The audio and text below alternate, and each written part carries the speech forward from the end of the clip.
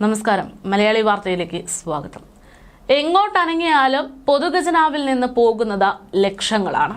2 തവണയായിട്ട് കേരളം ഭരിച്ചുകൊണ്ടിരിക്കുന്ന മുഖ്യമന്ത്രി പിണറായി വിജയന്റെ നേതൃത്വത്തിലുള്ള ഇടത് സർക്കാരിലെ പല നേതാക്കന്മാരും പല മന്ത്രിമാരും ഒന്നനങ്ങിയാൽ പോലും ലക്ഷങ്ങളുടെ ചിലവാണ് പൊതുഖജനാവിൽ നിന്നുണ്ടാകുന്നത്.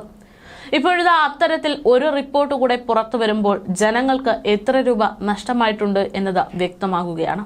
പറഞ്ഞു വന്നത് തിരുവനന്തപുരം മേയറായിട്ടുള്ള മേയർ ആര്യ രാജേന്ദ്രനെ കുറിച്ച്. നമുക്കറിയാം, കുറച്ച് ദിവസങ്ങൾക്ക് മുമ്പ് ഏറെ വിവാദമായിരുന്ന വേൾഡ് ബുക്ക് ഓഫ് റെക്കോർഡ്സ് പുരസ്കാരം ഏറ്റുവാങ്ങാൻ പോയ മേയർ ആര്യ രാജേന്ദ്രന്റെ യാത്രയെക്കുറിച്ചൊക്കെ നമ്മൾ ചർച്ച ചെയ്തതാണ്. ആ യാത്രയ്ക്ക് ഇപ്പോൾ പൊതുഖജനാവിൽ നിന്ന് ഏകദേശം 2 ലക്ഷത്തോളം രൂപ ചെലവായി എന്ന റിപ്പോർട്ടുകളാണ് പുറത്തുവരുന്നത്. വേൾഡ് ബുക്ക് ഓഫ് റെക്കോർഡ്സ് പുരസ്കാരം സ്വീകരിക്കാൻ UK പോയതിന് പിന്നാലെ മേയർ ആര്യ രാജേന്ദ്രന് ചെലവായത് 2 ലക്ഷത്തോളം രൂപ എന്നതാണ് വിവരം. ഇന്ത്യൻ സംഘടന UK നൽകിയ അവാർഡ് വാങ്ങാൻ സർക്കാർ അനുമതിയോടെ നഗരസഭയുടെ ചെലവിൽ യാത്ര ചെയ്യുന്ന വിമർശനങ്ങൾക്ക് ഇടയാക്കിയിട്ടുള്ള ആ പരിപാടിയുടെ ചെലവ് വിവരങ്ങളാണ് ഇപ്പോൾ അധികൃതർ പുറത്തുവിട്ടിരിക്കുന്നത്. വിമാന ടിക്കറ്റിന് ഏകദേശം 1.31 ലക്ഷം രൂപയും വിസയ്ക്ക് 15,000 രൂപയുമാണ് ചെലവായതെന്നാണ് വിവരം. ഭക്ഷണം, താമസം ഉൾപ്പെടെയുള്ളവയ്ക്ക് ബാക്കി തുക ചെലവായിരിക്കുന്നു. അതേസമയം കുറഞ്ഞ നിരക്കിലുള്ള 3 സ്റ്റാർ ഹോട്ടലിലാണ് ആര്യ രാജേന്ദ്രൻ താമസിച്ചത് എന്നാണ് അധികൃതർ അറിയിക്കുന്നത്. യാത്രയ്ക്കുള്ള പണം തനത് ഫണ്ടിൽ നിന്ന് ചെലവഴിക്കാൻ കോർപ്പറേഷൻ സർക്കാർ അനുമതി നൽകിയിട്ടുണ്ട് എന്നാണ് വിവരം. നഗരസഭ നടപ്പിലാക്കിയിട്ടുള്ള സുസ്ഥിര വികസന പ്രവർത്തനങ്ങൾക്കുള്ള certificate of excellence award UK പാർലമെന്റിൽ വേൾഡ് ബുക്ക് ഓഫ് റെക്കോർഡ്സ് സംഘടിപ്പിച്ച ചടങ്ങിൽ ആയിരുന്നു മേയർ ഏറ്റുവാങ്ങിയത്. ചടങ്ങിനായിട്ട് കഴിഞ്ഞ 22-ാം തീയതിയാണ് വേൾഡ് ബുക്ക് ഓഫ് റെക്കോർഡ്സ് മേയറെ ക്ഷണിച്ചത്. സുസ്ഥിര വികസനം നടപ്പാക്കിയ രാജ്യത്തെ ഏറ്റവും പ്രായം കുറഞ്ഞ മേയർ എന്ന നിലയിലായിരുന്നു മേയർ ആര്യ രാജേന്ദ്രനെ തേടി ആ പുരസ്കാരം എത്തിയതെന്ന് പിന്നീട് റിപ്പോർട്ടുകൾ പുറത്തു വന്നിരുന്നു. ഇതിന് പിന്നാലെ ഈ വിഷയം വലിയ വിവാദമായി. കാരണം ഇത്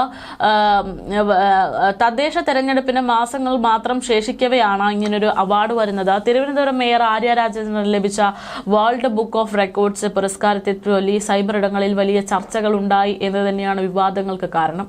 CPM നേതാക്കളും പ്രവർത്തകരും ആര്യയെ അഭിനന്ദിച്ചുള്ള പോസ്റ്റുകൾ ഇടുമ്പോൾ അതിനെ എതിർത്തുകൊണ്ട് അല്ലെങ്കിൽ അതിനെ നിഗൂഢ ലക്ഷ്യങ്ങൾ ചൂണ്ടിക്കാണിച്ചുകൊണ്ടുള്ള ചില പ്രതികരണങ്ങളാണ് ഈ വിഷയത്തിൽ ഉണ്ടായത്. ലണ്ടനിലെ വേൾഡ് ബുക്ക് ഓഫ് റെക്കോർഡ്സ് എന്ന സംഘടനയാണ് ആര്യ രാജേന്ദ്രന് പുരസ്കാരം സമ്മാനിച്ചത്. കഴിഞ്ഞ ദിവസം ലണ്ടനിലെത്തിയ ആര്യ പുരസ്കാരം സ്വീകരിച്ചതൊക്കെ സമൂഹ മാധ്യമങ്ങളിൽ വളരെ വലിയ രീതിയിൽ വൈറലായിരുന്നു. കോർപ്പറേഷന്റെ സുസ്ഥിര വികസനം സംരംഭങ്ങളെ മുൻനിർത്തിയാണ് അവാർഡ് എന്നായിരുന്നു പറഞ്ഞിരുന്നത്. തിരുവനന്തപുരം നഗരസഭ നടപ്പാക്കിയ സുസ്ഥിര വികസന പ്രവർത്തനങ്ങൾക്ക് UK പാർലമെന്റിൽ വേൾഡ് ബുക്ക് ഓഫ് റെക്കോർഡ്സ് സംഘടിപ്പിച്ച ചടങ്ങിൽ സർട്ടിഫിക്കറ്റ് ഓഫ് എക്സലൻസ് മേയർ എന്ന നിലയിൽ ഞാൻ ഏറ്റുവാങ്ങുകയാണ്. പ്രസ്ഥാനത്തിനും ജനങ്ങൾക്കും ഈ പുരസ്കാരം സമർപ്പിക്കുന്നു എന്ന് പറഞ്ഞുകൊണ്ട് പുരസ്കാരം ഏറ്റുവാങ്ങിയ ചിത്രസഹിതം മേയർ ആര്യ രാജേന്ദ്രൻ ഫേസ്ബുക്കിലൂടെ പങ്കുവച്ചതോടെയാണ് വിഷയത്തിൽ എതിർപ്പുകൾ ഉയർന്നു തുടങ്ങിയത്. മന്ത്രിമാരുൾപ്പെടെയുള്ള CPM നേതാക്കളും പ്രവർത്തകരും ഈ ചിത്രം വ്യാപകമായി സമൂഹ മാധ്യമങ്ങളിൽ പോസിറ്റീവായിട്ടുള്ള രീതിയിൽ പങ്കുവച്ചു. ഇന്ത്യക്കാരൻ സ്ഥാപക പ്രസിഡന്റും CEOയുമായിട്ടുള്ള സംഘടനയാണ് വേൾഡ് ബുക്ക് ഓഫ് റെക്കോർഡ്സ് എന്നുള്ളത്.